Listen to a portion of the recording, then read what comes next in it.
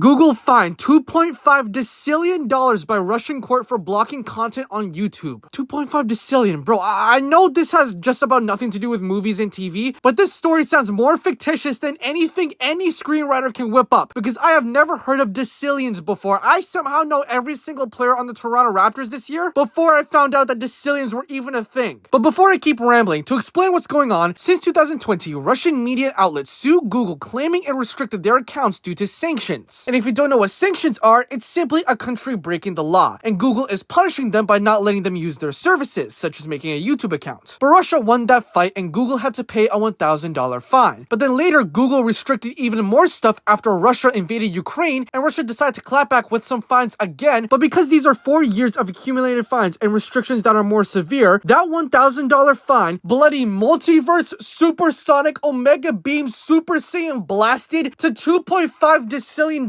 which is basically 2.5 trillion. Like, that is somehow more money than Morbius made at the box office. Now you may be thinking, does Google have the funds to pay this off? Well, obviously they don't, because not even the world combined has the funds for this. I don't even think if you combine the world's GDP, the GDP of the Marvel universe, and the GDP of the Chicken Run universe, you would have enough rupees to even pay off 1% of that fine. However, Google is not fazed by this fine whatsoever, and that's primarily because this is extremely difficult to enforce. In fact, it's so hard that Russia needs the help of other countries to do this. However, the countries that don't ride with this may not even recognize such extreme penalties or be willing to seize Google's assets over them. On top of that, I think Google is pretty confident that other countries won't help Russia enforce these fines, especially given the current climate that's happening there. But yeah, it looks like every single day something historic is happening, and it's only a matter of time before this story turns into a comedy movie.